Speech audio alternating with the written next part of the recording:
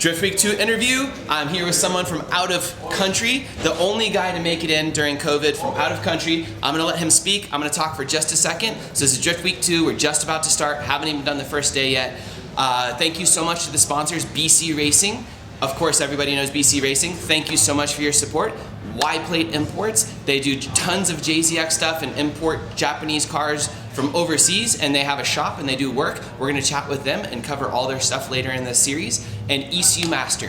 Thank you so much to ECU Master. They're a standalone ECU company and make tons of accessories for cars, boost controllers, just like solid state power distribution blocks, cool dashes. They make all kinds of stuff. So thank you so much to all those sponsors. I'm gonna let this guy talk. I'm gonna get out of here. But first of all, I'm just gonna start off on topics and so we're gonna give you topics to choose. Do you wanna talk about why engines blow up in Formula D and why everybody does it wrong? That can just be like a theoretical thing, so you can just talk about how everybody gets things wrong and why there's so many engine failures.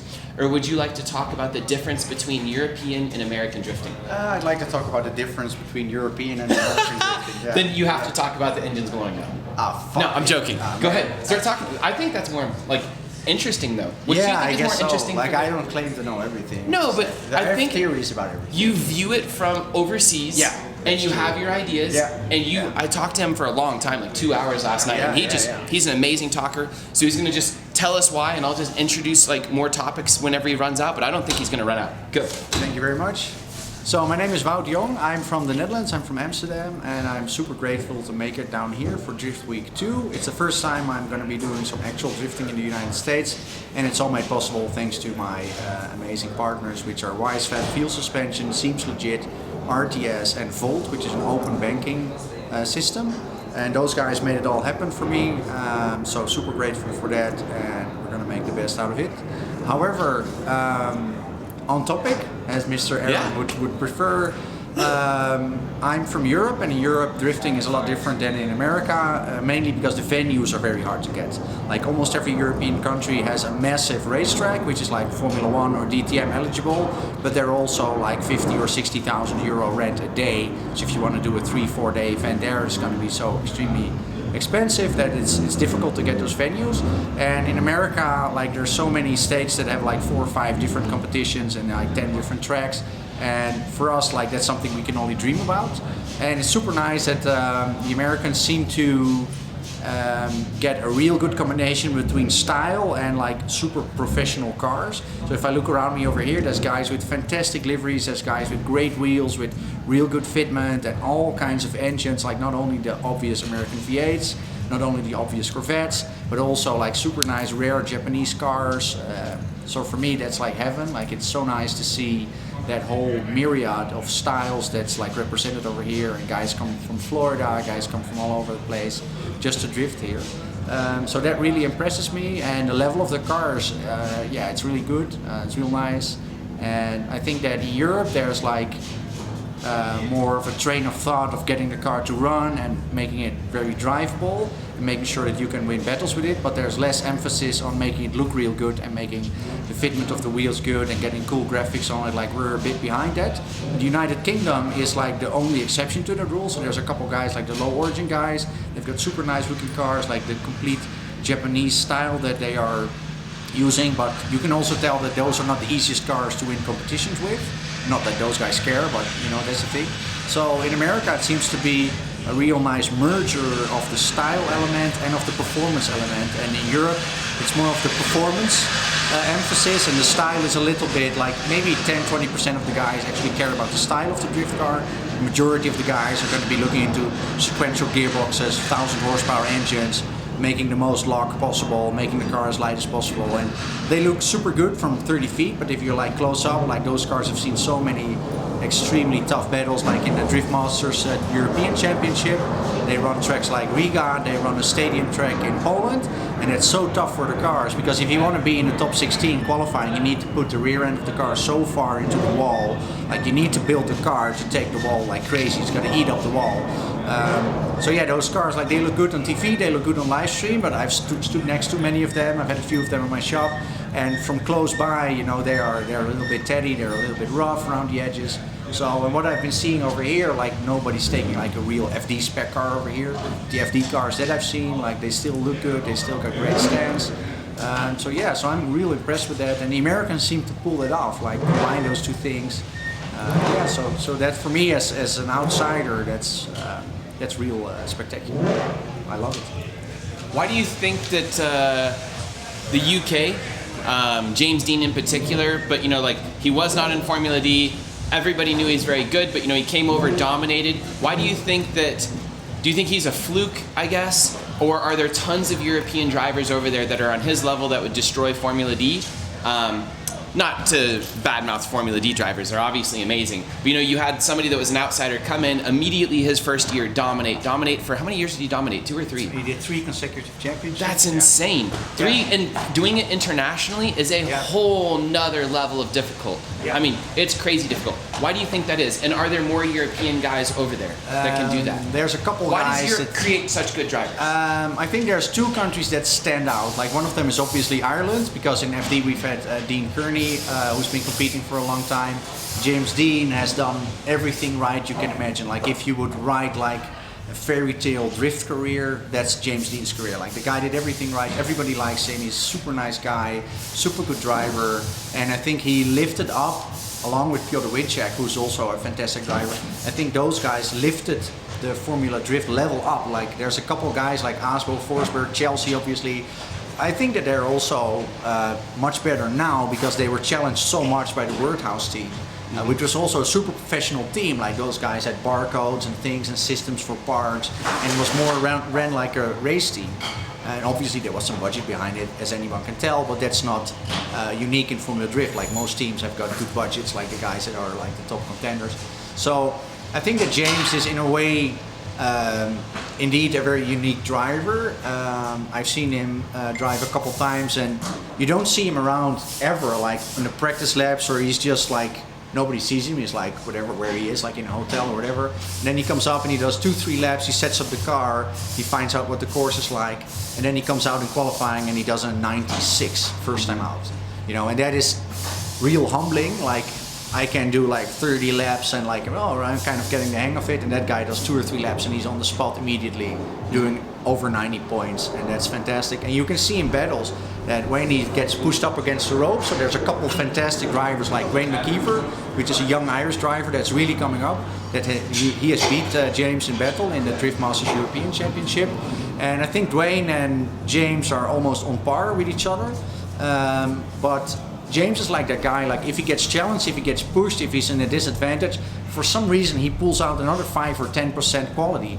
And you know, you don't know where the fuck that came from. He was already like way higher than anybody else. So that's like always impresses me. You're like, now he's in trouble, you know, now the champ is in trouble, now he's gonna get it. And then he still tops whatever he did. Like he's even closer, it's got even more angle, he's even more aggressive. And Dwayne McKeever is a driver that I would call as the only one right now that is on par with James Dean. So he could dominate Formula D if he came over? If Dwayne McKeever came to Formula Drift, yeah, that a lot of guys would be in big trouble. Also because he's got a lot of style. Like he is a guy that we were in Germany and he drove at an event, and there was like a parade lap, so all the drivers were driving around, showing their car, waving out of the window, and everybody was like rolling slow through the course. And Dwayne McKeever was in the limiter the whole fucking run. Like he wasn't like spinning the wheels, he was in the rev limiter like the whole time. So that he's like a show guy, you know. He doesn't care. In Ireland, the finals that they had in Ireland, he actually loaned his car to a club level driver. So there was a young driver that had some car trouble, that wasn't even competing in the same series as Dwayne, but they were competing in the same location in the same weekend. And Dwayne was up for winning the championship the next day, and he loans his car to this younger driver. Like he doesn't care, he doesn't give a fuck. Like that guy is all in. That guy is all in all the time. And I love that, you know. You see the way he drives, he's super aggressive. Both him and James obviously run Wisefab, so they're constantly on super aggressive angle, and the flicks are like they force that car into real rapid transitions, and it's insane. Like if you see it in real life, it's even more impressive than on video. So that's a guy that I would say, and Poland is the second country that I would say has a really super high level of drivers. Like one name that comes to mind is Adam Zalewski, a very young driver who's won the European Championship. super nice guy, super humble. His whole family helps him out. They're fantastic people. And it's also a driver, like if he would come to FD and he would get like the right backing and the right setup in the car, because I think the FD cars are set up quite differently from the European cars, then he could also take some scalps over there. Like he would definitely win events and he would definitely beat like the big names. So that's like the three guys, like James, Dwayne McKeever, Adam Zalewski. Those are the three guys that I would name to be like top contenders, possibly in FD. And maybe there's a lot more of them, but that's like the three that come to mind right now. Yeah, so. What do you think builds those drivers? Like, why are they so good over there? Do you think just each region is naturally going to build, somebody amazing who has the right amount of natural raw talent, ability to get on track and practice, money behind them, so it's going to pop up everywhere? Or do you think that it's kind of like, how do you say, like maybe for very specific things like, I don't know, karting or like Formula One or like whatever, that little nugget of the world develops a beautiful seed for that. Like all F1 teams are located out of England somewhere, like within a very tight radius. All the NASCAR teams are somewhere in the Midwest, BFE, North Carolina, like in Kentucky or North Carolina. You said they're all in the exact same area. Maybe that's because parts and like all the everything is available there. Do you think that matters in drifting or not at all? I've thought about that, and there's a fantastic documentary online which is called Heroes for the Weekend, which is about the Irish drifting community, which everybody should watch. Like, that's so well made. A couple of the big names in Ireland, and with big names I mean Heroes for the Weekend. So they're normal working class guys that put all their money in the car, that like get borrowed parts and whatever, and just do anything to get that car on the start line. And I think in Ireland it's the reason that they have a lot of JDM cars. So what I understand is they imported, because it's a right-hand drive country, so they had a lot of these cars, and there were some regulations that it was more difficult to drive them on the road. Like overnight, some things changed and you couldn't modify your car that much. And what I understand is that some 15, 20 years ago, there were some guys that had those JDM cars, they had S13s, they had AE86s, and they were like, all right, we can't drive these modified cars on the road anymore, or we could get fines or whatever. I don't know the exact details, but that's what I understood. And those guys started drifting. So there's a lot of JDM cars, which were like the godfathers of drifting, is the S13, the A86. So those were the first cars that you could get drift parts for. Like Wisefab came out about, I think it was 9 years ago that they came out with a BMW locket, and there's a real famous picture of a red BMW gate bill with the wheels, like it's almost like a motorcycle crashed into it. Like the picture's taken dead ahead, and that picture went all over the world. I think I remember that. But that was like 8 or 9 years ago only. But you could buy drift parts for an A86 or for an S13 or whatever. You could buy that like 15 or 20 years ago. So those were the first cars that had professional drift parts available. And I think that that's like what warranted those cars to wander into drifting, and obviously the Japanese influence. And I think that in Ireland it's also the lack of other motorsports. So I come from the Netherlands. We have a Formula 1 driver even now, Max Verstappen. We have fantastic drivers like Tom Coronel, who's been 15 years WTCC touring car driver. So we have a lot of racing drivers, and we have a lot of racing going on, and all the big sponsors, the tires, the oil companies, like all the eligible guys that would sponsor a team, and all the people that would develop themselves into motorsport go into racing. And if you take a look at Poland and if you take a look at Ireland, there's not a whole lot of actual track racing going on. So the people that were into cars and like the sponsoring for that stuff, like I said, the oil manufacturers, the tire manufacturers, they kind of rolled into drifting because of the absence of other motorsports. And it's the same in Poland. Obviously they do have some rally and hill climbing stuff, but they don't have the full blown, like we had everything. We had like Formula cars, we had touring cars, we had all that. In Germany it's the same thing. Germany is car crazy country, but the drifting scene there isn't that big compared to America. It's super small, and the reason for that is that motorsports there is real big. So the Nürburgring 24 hours, all those series, all those racetracks. So everybody who was like a little kid and interested in cars and interested in racing cars went into racing. And I think that in Ireland and Poland there's like this vacuum because there's not so much racing going on. So the people like you and me that want to get crazy in a car, they would automatically go into drifting. And I think the Irish people are also very much self-made, so they want to do their own thing and they don't want to be in line with everybody else. Like that's why you find them all over the world. They migrate all over the world and get things done.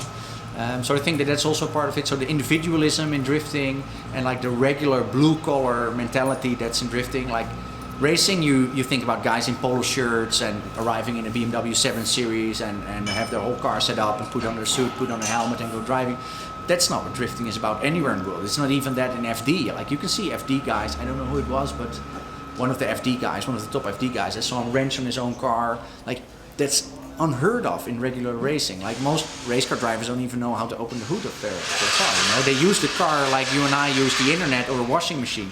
They know how to use it, but they don't know anything about how it works. And I think that the most FD guys could actually even disassemble and rebuild their car completely. Like there's so many videos out there with FD drivers completely stripping, building their own car or participating in the build. And I think that that's really unique. And I always say like drifting is right now what like Formula One was in the 1960s. So people borrow each other's tools, the cars have a high horsepower compared to the weight. So I think it attracts a certain kind of people, and I think the Irish and the Polish people, that really speaks to them, you know, it fits the nature of them, it fits the nature of that nation. But that's my opinion, maybe I'm totally wrong, but that's because I ask myself that exact same thing as you did, like how the hell is it possible that the Irish guys are totally dominating European drifting and even American drifting? They're a small country. They don't have huge economic resources, exactly, but yet they field amazing drivers. Yeah. I was curious also if just the event organizers or something built up the scene and they had like a really core seed of all that stuff, or if it's just like the fighting Irish and the Polish. They're fighting people. They're passionate. Yeah. They're gonna scream. They're gonna yell. They're gonna throw things at each other. Those are the type of people that compete and build competition cars and, you know, do that. A very timid people typically wouldn't be good at racing because they're not going to, like, it's so stupid to go racing financially, from your family perspective, from your children, from your home, like everything. It's so destructive. Yeah. It's fun. Yeah, Very barbaric. It takes a special kind of person. When I was in Germany competing at Iron Drift King, which is a real cool event, which we talked about last night, and we were watching some drivers like doing their battles, and I was in the grandstand, and I was speaking to some people from Poland, and the Polish driver Adam Zalewski came up, and I said to one of my mechanics that was standing next to me, I said, this is a good guy, you know, pay attention because he's going to be good. And then the Polish guy said, yeah, we know him, and like, all right, did you like meet him? And like, no, we know him. He lives in the same city as we do, and everybody likes that guy. Like his whole family is on board, and they work so hard to make that happen. I think his father is an ex-championship bodybuilder, and it's just a fantastic family. Like his father doesn't speak any English, and I saw him walking around because he's like a big guy, and I recognized him to be Adam's dad. So I tapped him on the shoulder. I said, hey, your son is doing fantastic. Like, keep it up. And he was like, he didn't really, he understood what I was saying, but he couldn't answer it because he doesn't speak much English. So he was like nodding and like being grateful. And then half an hour later, he walked into my tent with an Adam Zalewski mug, you know, and he gave it to me. And I was like, I've sponsored a lot of people in drifting. I've done my fair share of stuff for the drifting community, but I can't remember anybody ever giving me a mug, you know. So I was like, whoa, this guy, you know, that's so nice. It's so humble. And he won the European champion. He's not a nobody, you know. It's not a big budget team, but he is a very, very good driver, and he is very, very young. So yeah, I believe that, and I'm also a bit like afraid that those guys need to be picked up. Like James partnered with Wirthaus, partnered with Piotr Wicek to be able to compete in America, and he has the best passport imaginable.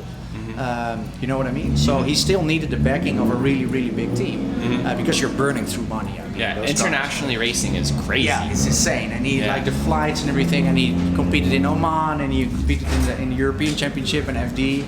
And you couldn't do anything better in your career than James Dean did. Like that's the dream career. Like that's the best passport if you go to a sponsor and you show James Dean's stats. Like that's what you want as a sponsor. He's a likable guy. He's a great driver.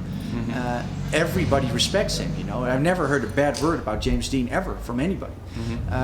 And still, you know, he needs like that backing of this big team to be able to compete in America. So for me, that's also, it bodes ill for the really great young drivers that we have in Europe.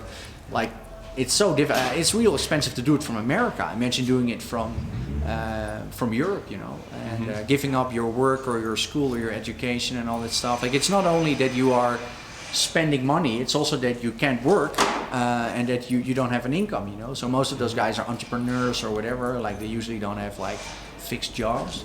So I think that's also one thing. So I could name like 3, 4, 5 guys that I would say, like, if you put them in a well set up FD car, so if you like let Mike Kojima or Steph Papadakis or Chelsea De Nova set up a car for them for FD specs, they could win, they could absolutely win. But the problem is, you need a lot of money for that. You need a lot of backing for that. You need a tire sponsor. You need race fuel, like all that stuff.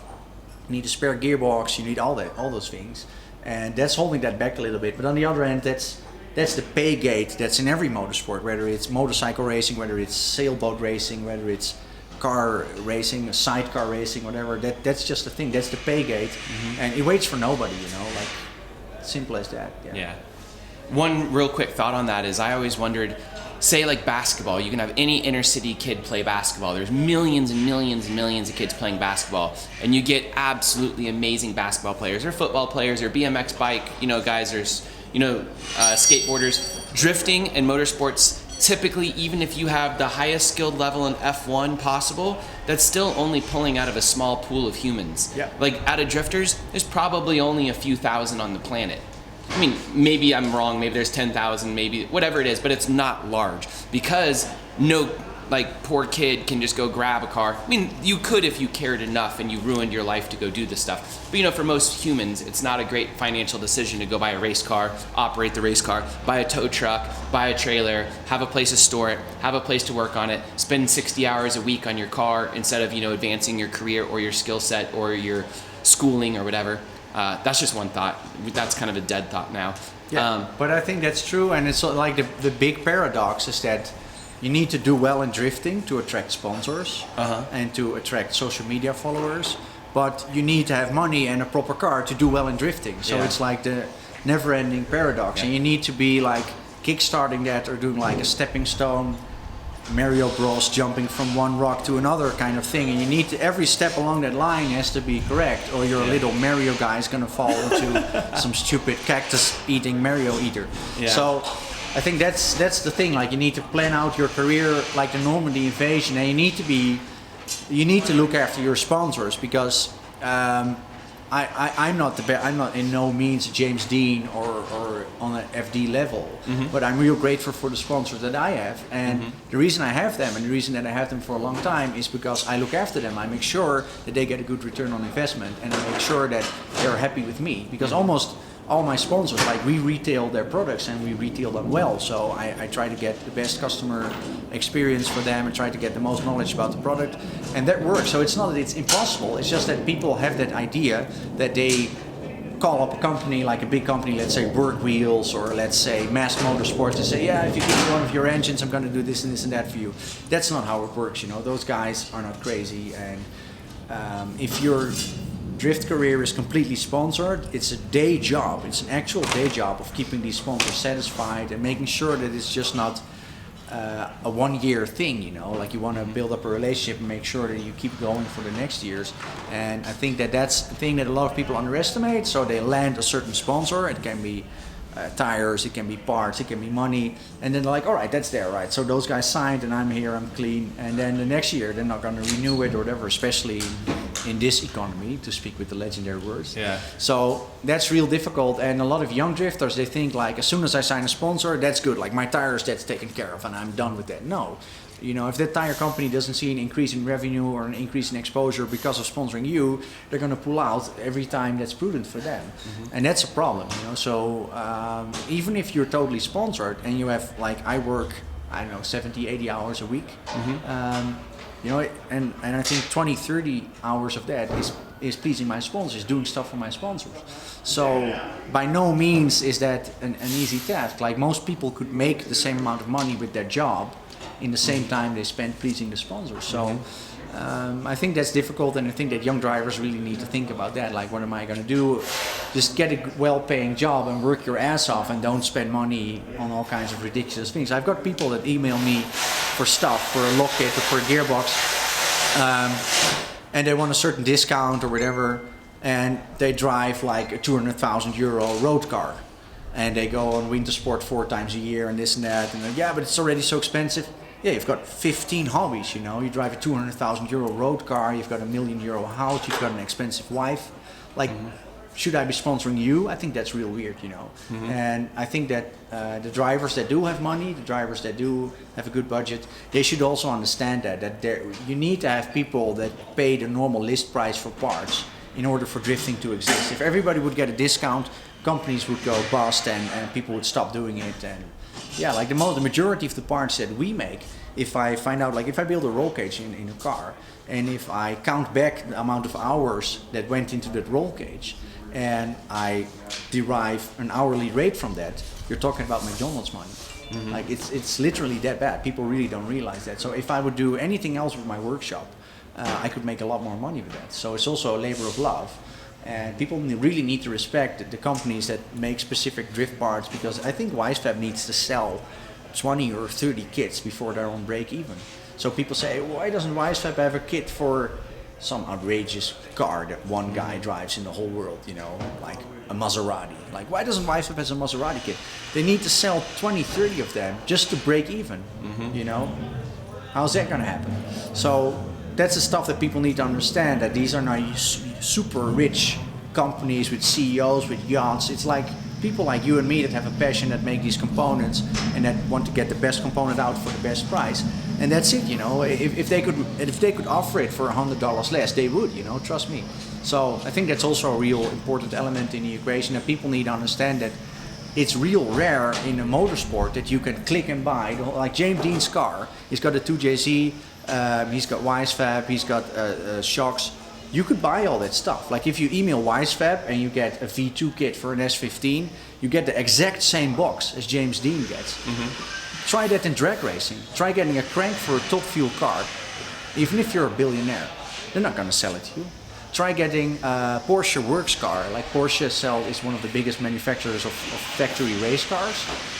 But like their factory back teams get the better cars. Like they get the engines that make just 5 horsepower more. They get the chassis that's a little bit stiffer or a little bit lighter. There's no way that you can click and buy any other motorsport. Like in drifting, you could buy like James Dean's car. You could buy every single component that's on that car.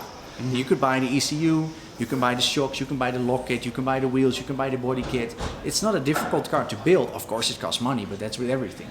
So I think that's also real unique, that the stuff that the 3-time American champion runs, you can just click that, you know, go to the website, click it, and it's on your doorstep, and you get exactly the same tie rods, control arms, everything that's on his car. And from a motorsport background, for me that's baffling, you know, that's insane. Like that's something really unique. Yeah. What's the difference between European and American drift cars, would you say? You talked a little bit about the presentation and livery and stuff, but like the competition cars, all in, what's the difference? I think that regarding the structural body, a lot less is allowed in FD. So we are allowed to extend the roll cage to the suspension turrets, and we weld plates on top so they don't crack. We connect like the subframe pickup points to the cage. That's not allowed in FD. I understand that, because FD has the philosophy that the cage is there for safety reasons and not to enhance the chassis. But on the other hand, if you connect the pickup points of the chassis, for instance, an S chassis is developed for a 4-cylinder engine and a 15-16 inch wheel. So it's not a super strong chassis, so you need to stitch weld it. And the more rigid you can make it, the more seasons you can get out of it. So in a way, it's economic. You know, it's a couple yards of tube and a couple hours of welding, and you could run that car much longer than the average lifespan of an FD car. I think Wordhouse did 2 seasons with their S15s, and then they built brand new ones. So they don't do that for fun, you know, there's a reason for that. So that's one big thing. So the structural integrity of the FD cars, I think, is a little less, because the teams are not allowed to connect all these points. And I think that the actual real power level, so the power that actually makes it to the rear wheels, I think that's a lot higher in America, because everybody runs nitrous. Like the engines that are in Chelsea and Von Gitten's cars, they're monsters. You know, that's a monster of an engine. And so I think they're 20-30% above the power level that they run in Europe. I think James Dean won everything you could win in Europe with a 600 horsepower car. You couldn't win an FD championship with a 600 horsepower car anymore. Also, what I understood, for instance, from FD drivers is that some of the tracks in FD, they don't have a lot of grip, so they need to run real soft springs, they need to run really wide tires, because in America you can tell that the tires are getting bigger and bigger and bigger and bigger. To deal with a couple things, like if the shocks are really soft, then the car is almost going to do a wheelie, which means that you lose a lot of contact pads on the front, so they go to a bigger wheel, bigger tire. And in Europe, you see a lot of guys, like I drive with a 225 tire on my Pro car, and it's totally fine. I've got field suspension on that car, but I don't run it on full grip, so we're like on maybe 50% of clicks, so it has 32 clicks to adjust it, and I think I'm on 16 clicks, and it's already super fast. It's already got all the grip you need.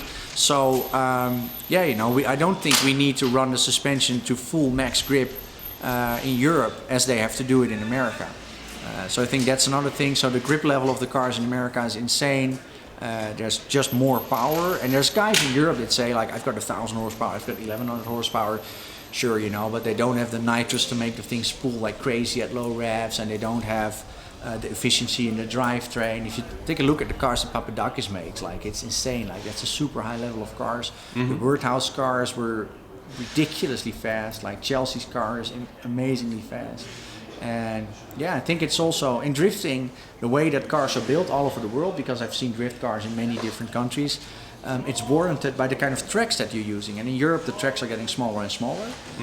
So the cars are built in a different way to accommodate that. We do the Nürburgring Drift Cup, which is a fantastic, underrated event, series of events, like 5 or 6 events at the Nürburgring Drift, or at the Nürburgring racetrack. And the entry speed there is over 100 miles an hour. So you flick it in and it's fantastic, and it's got so much seat time, like it's insane. Like you can bring all the tires that you want, and you can you know, fry them all. Like that. There's so much seat time, and setup for that track that would obviously be a lot different than the plot stadium that they run in DMACC with all the walls and stuff, which is all second gear stuff, and it's spectacular, but it's a lot different, and it's a lot different from FD. If you take a look at like Texas Motor Speedway and those things, like obviously Long Beach, I think most European drifting tracks are a bit like Long Beach would be, maybe even slower, maybe even 10 or 20% smaller than Long Beach, but nothing like Texas Motor Speedway or any of the other real fast ovals, you know, because America is full of ovals. I imagine that it's very difficult to make a track layout on an oval track, you know, because you need to get into that infield at some point, and that's obviously difficult, but you need to have a car that has so much power that it can propel itself up to the bank and stay there. So that's why you need those insane horsepower levels just to stay up that bank. And I'd like to see FD drivers drive European tracks, and I'd like to see European drivers drive FD tracks. Because I speak to some drivers and say, yeah, FD, they do this and that, and I speak to FD drivers, say, yeah, in Europe they've got that stuff, I would never run that. Like, switch cars, switch competitions, and you'll see why it's set up that way. You'll see why people run it that way, because it's 100% dictated by the tracks that you run. I have a quick question. The Drift Masters event inside the stadium, where they're clipping the walls with the front, you know what I mean, pointing at the wall, all that stuff looks so exciting to Americans. Yeah. It looks like they are putting on an amazing live stream. Like, the cars are kamikaze there. And it is so exciting, because like in FD, they're kamikaze in a different fashion, where like they're just diving into really deep smoke and maybe hitting each other or bumping or doing things like that. But say like at Texas Motor Speedway, where they just had an event, it's an accelerating type course. They start out very slow, you know, they accelerate up to big speed. The cars that can dial themselves in just are the ones that win. The guys with better gearing, you know, better cars, whatever, they just kind of accelerate away from the other dude. Dude can't catch them, it's over. In those stadiums, like the Drift Master stuff, it looks so exciting, because it's just who's the most crazy kamikaze driver that is so good, like the Shanahan kid or James Dean. As a European, do you think that is cooler than FD, or do you think FD is cooler? Like, which do you look at and you're like, that stadium kamikaze style where everybody's packed in, there's fire shooting off, you know, super close, or do you like the FD style? Also, like experiencing it from the live stream, because you're always experiencing it from the live stream, right? Yeah. So which one do you like better?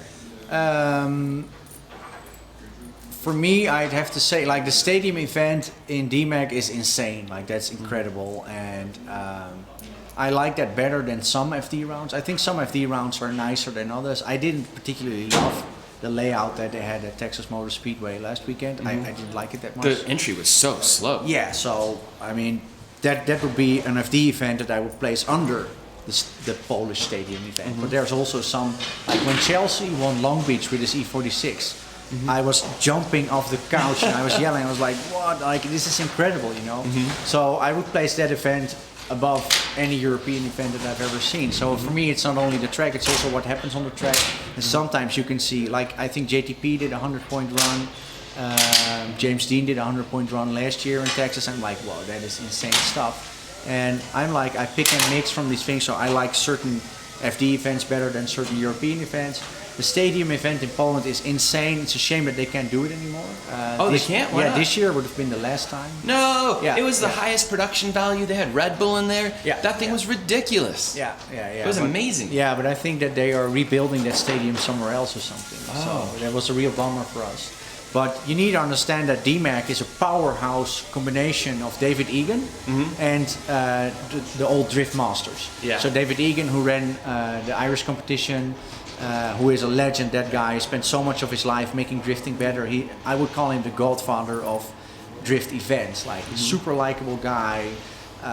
He's got all the ingredients. He's actually a pretty good driver as well. He's got all the ingredients that has brought European drifting to this level. And the Polish series were also regarded as one of the most difficult series to win. They've got fantastic drivers there. They've got good budgets. They've got good backing. They've got enough seat time. So they kind of merged into DMACC, which is a fantastic series. Like the live stream that they have this year. So they only did one event in Latvia, in Riga. And the live stream and all the things like the information that comes up in live, like what angle and proximity people have, it is off the hook. It is insane. So I would say that the live stream on DMACC right now is better than the live stream on FD, and the level of judging is really, really, really good. So they've got Kieran Hines and they've got a couple other guys, Fernand Zwaneveld, which is a countryman of mine. He's a Dutch guy, and I think the DMACC level of judging is really good. It's really professional, really fair. I don't think I've ever disagreed with a judging decision in DMACC. There are some FD judging decisions that I, wouldn't really subscribe to. So I think that right now DMACC is just a smidge ahead of FD in live stream quality. But I think FD has got that big budget behind it, like the big energy drinks and all that stuff. And I also like that stuff. FD is definitely the powerhouse of the world, the American economy and all that. I mean, it's big. There's a lot of money in it. All right. We're gonna end this. You're going on. You're so good at talking. I'm gonna push you into why did engines fail in FD? This is theoretical. You don't have to push anybody under the bus. You seemed a little bit like you didn't want to do it. Just conceptually, what is it that causes? Is it just you can just say as simply as they're pushing motors harder than they should, like drag teams, and they're purposefully blowing them because they want to leave nothing on the table? Or would you say it's a bunch of people that don't really know what they're doing and just picking the biggest motors and just spec sheeting off things and buying drag motors or whatever, and there's specific reasons because the people don't know what they're doing? Are they forced into these types of engines because of sponsor obligations? Like, what do you kind of think, just like high level, don't pick on anybody if you don't want to? No, I certainly don't want to pick on anybody, and I don't feel that I'm in a position to do that whatsoever. So you're really throwing me under the bus over here, but okay, fine. But what I This is the end of the video. Everybody already turned off. Yeah, everybody already turned off, so we can say anything, like, sort of. But I think that there's teams that, like, I think that the RTR, like the Von Gitten team, I think they only ever lost one engine in the last 3 years. And it's a 900 horse engine. So it is possible, but what I also think is that there's a lot of guys that are in a time crunch, and that indeed, like if you need to run a different turbo, or if you need to do this, or you get a sponsor stuff, and you're not able to map it perfectly, and everybody runs an ethanol-based fuel. Like in Europe, that's not the case. Like there are some guys on race fuel, but the majority of drifters are on pump fuel. And in a way, ethanol-based fuel is a band-aid for a bad setup. So I think there's guys that get along with the wrong setup because they are on an ethanol-based fuel. Why is ethanol-based a band-aid? Because you can run a completely wrong compression ratio or whatever, and the engine would still run, it wouldn't blow up or whatever. Like the combustion temperature is so much lower. We've had, one of my friends bought a car that was mapped on E85, and when that engine came apart, it turned out to have such a ridiculous compression ratio. You could never get away with that with pump gas. It would detonate like that's the point of ethanol. You just go dumb. But so there's guys that don't have any engine troubles, like coming out of Pro 2 or coming out of Lone Star Drift events or whatever, But so they're a big fish in a small pond. But at one point, you're up against the big boys in FD, and a 600-700 horsepower motor that made that and stayed alive because of the ethanol needs to go to 800-900, maybe 1,000 horsepower. And then you lose all the flesh on the bones of that engine, and then the setup needs to be perfectly correct. And then that ethanol, it doesn't have the ability to save you anymore. And I think there's guys that have been running a setup that's 80% correct or 70% correct and gotten away with it because of that fuel. And when they really need to push that motor to the limit that you need to push it in FD, then the apparent flaws come to light. But I think we should also be very, very realistic that the engines that are ran in drifting are never developed to do that power, like a 2JZ. That's quite an old engine. It's a 300 horsepower engine It's from a the 300 factory. horse, so it's like people can say like, yeah, those engines blow a lot. Like it's a miracle that they do what they have to do in my eyes. And So we're using street-based engines that were never used for it, using way too much power through them, and we're just going to fail because we're going through them. Like all of the Toyota engineering is out the door at that point, and you're pulling the pin on a grenade. Yeah. So manufacturers spend €1 billion developing a new car. So Mercedes makes a new E-Class. They have €1 billion budget for it, and drifters will quadruple the power of an engine for 20,000. You know? So I don't say like it's weird that a lot of them fail. I say it's weird that a lot of them live. You know, because it's a 1996 engine. You know. And you're pushing it to 1,000 horsepower and shooting nitros in it at 2,700 RPM, which is killing, you know. So yeah, like I'm not surprised that they fail. I'm surprised that they stay in one piece. Cool. Yeah. All right, I won't drag you through anymore. He just had a lot of really cool opinions when I was talking to him last night about everything, so I was going to ask him about that. But I understand he doesn't want to do that. There we go. Thank you very much for the interview so far. Thank you. I'm glad you're here. Our only international guy. Thank you to our sponsors. They're on the window banners. BC Racing, ECU Master, and Y-Plate. We'll be chatting about them all. Thank you so much. If you need those products, go buy them. Thank you to all the drivers. This is our very first day of driving. We're gonna let him work on his car. Bam, let's get out of here, Si.